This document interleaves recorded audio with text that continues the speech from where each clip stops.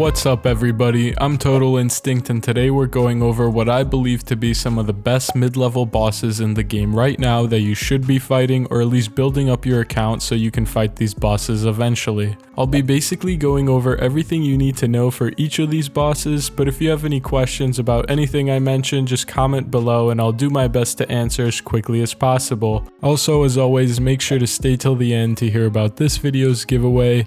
Anyways, let's get into this, guys. Let's do this. Okay, so we're going to start with the Deranged Archaeologist. He is located in the Sticky Swamp area on Fossil Island, which you can access after you complete the Bon Voyage quest.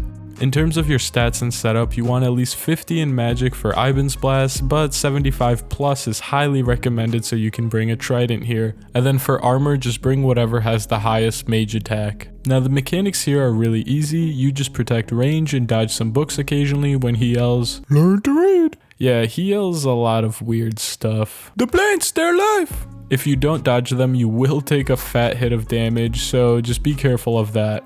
Overall though, you can expect between 300 to 400k here, which is decent for how easy this boss is, but as a bonus, if you're not too scared of the wilderness, you can also do the Crazy Archaeologist located just west of the bandit camp.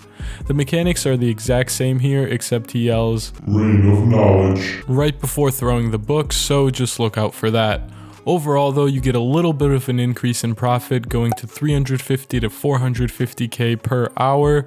Not too bad overall. Alright, next up we got a classic, which is Barrows in Eastern Mauritania, which you can access after you complete the Priest in Peril quest. For the gear and stats, I'd recommend having 50s in everything and then 43 or higher in prayer as a base minimum before coming here, and then I'd also recommend bringing all 3 combat styles so you can use the most effective style on whichever brother. Now I'm not going to go into super detail on all the mechanics of this boss, but this is pretty much what you gotta do. Dig into all of their graves, wake them up, and then kill them. Then you'll find a grave that leads into a tunnel, hop in it, break into their chest room, kill the final brother guarding it, and grab all the stuff before dipping out. Kinda cynical when you lay it all out, I know. Anyways, you can expect to make somewhere between 400k to a mil an hour here. Now the big range is because it depends a lot on your stats and gear, how lucky you get with drops, and if you have the Mauritania Hard Diaries completed, which give you 50% more runes here. Anyways, that's a wrap here. Let's get into our next boss. So next up we got the King Black Dragon located just west of the lava maze in the wilderness. Your best way of getting here is the lava maze teleport via the burning amulet, and don't worry about the wilderness. Once you get in the cave you're good, so don't worry about getting PK'd here too much. Now fighting KBD using either a melee stab weapon or range will give you the fastest kills because KBD has the lowest defense in those 2 combat styles, but it's highly recommended to go with the melee option since you'll save a lot of money on supplies. Also, I want to mention that if you're going to make any upgrades here, focus on upgrading the weapon first, since Proselyte gear is basically the best in slot armor here already, since it has such great prayer bonuses. And then finally, if you're planning on being here for a while, I'd recommend a looting bag for the extra inventory space. Now the mechanics of this boss are super complicated, so get ready guys because things are about to get sweaty. No! God, please, no! No! Yeah, I'm just kidding guys. All you do is protect magic and make sure you're attacking the dragon, making this one of the most chill bosses in the game. I will say though, KBD can hit hard occasionally, so keep an eye on your health and make sure you've taken all your potions. Anyways, you can expect anywhere between 300k to 700k an hour here, once again depending on your stats, gear, and whatnot. Overall, it's pretty solid, and you can even kill KBD on Slayer tasks, which really adds up over time, so I'd highly recommend doing it that way, as it's a really chill boss to do every so often. Alright, so next we got Sarachnis. Yup, it's a giant spider in the dungeon just southwest of Hasidius. For your gear and inventory, I'd recommend bringing high melee defense armor and your best crush weapon, as Sarachnis is weak to crush. And then you'll want 70 plus in all your combat, including magic and range for the defense bonuses. All you have to do when fighting this boss is protect melee, and occasionally it will cast a web attack on you and you'll get stuck in place, so you're gonna have to protect range here, and then once you're free, go back to meleeing it and protecting from melee.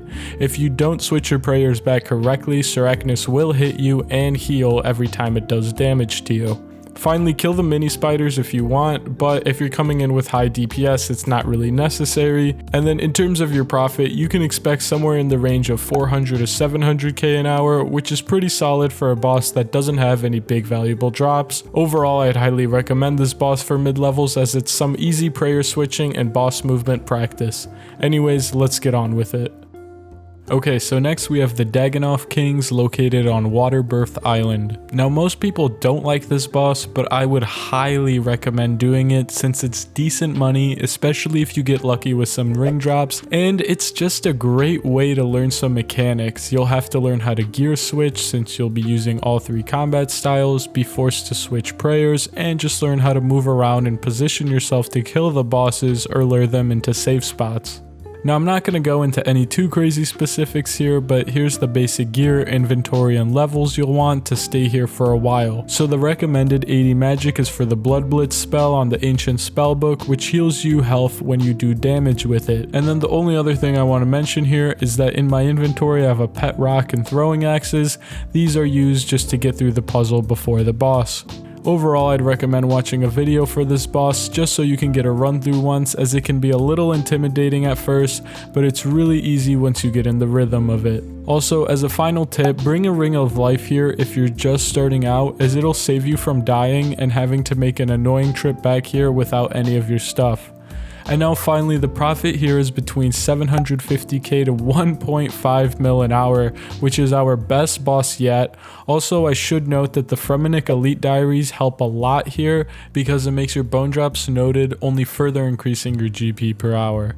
Anyways guys, that's all I got for Dagannoth Kings. I'd highly recommend trying them out, or at least do them on a Slayer task or something, as they're a great intro into some harder bosses. But let's get on to the next one. Alright guys, our second to last boss is the Kraken, located just west of the AKQ Fairy Ring. It requires you to have at least 87 Slayer and for you to be on task to kill it. Now although 87 Slayer is a somewhat high requirement, the other necessary stats and gear really aren't too bad, so I'm guessing a lot of you will be past this minimum setup by the time you reach 87 Slayer, but if you're not, just focus on getting a high magic level as you can get quicker kills here.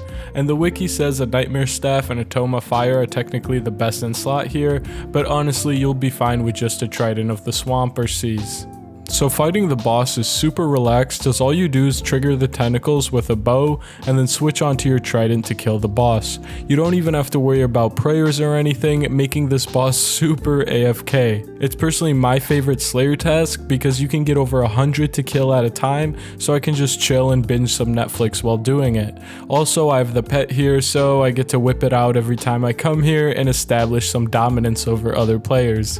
Anyways guys, the profit is between 500k to an hour here, which is decent for how relaxed and chill this boss is, so I'd highly recommend doing it whenever you get it on a Slayer task. Okay, now for our final boss, we got Zulrah, located just in this south little corner right here, and you can access it after completing the Regicide quest. Now I know some people might yell at me and say that Zulrah isn't a mid-level boss, but trust me guys, once you learn the rotations, this boss becomes a lot more straightforward and is almost muscle memory. There's even videos of people killing this boss with no food, gear, and just the bare minimum weapons, which goes to show that this boss really doesn't require any kind of crazy requirement or setups. The setup that I'm personally recommending is just solid for people starting out and newly learning this boss, but if you're tight on GP, I'd recommend bringing Void Armor as a substitute, and then the 76 agility is just to use the super convenient shortcut to get to the boss, which I'd highly recommend getting.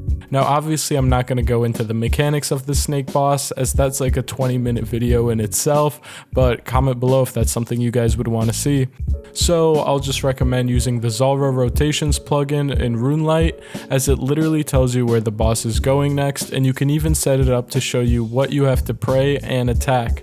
The profit here is great too, as you can expect between 1 mil to 3 mil an hour here.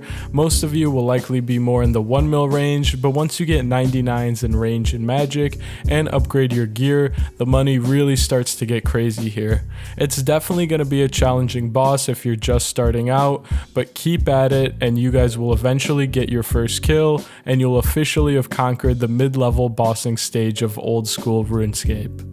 Anyways, that's a wrap, guys. If you enjoyed this video, please give it a like and subscribe, as it really helps me out and I'll keep pushing more content like this. And if you want a chance to win this video's giveaway, like Charjo from last video, just make sure to leave a comment including your in-game name. Now Charjo, I was never able to find you online, so if you want to collect your giveaway from last video, please just add me and message me on this account name exactly if you're watching this.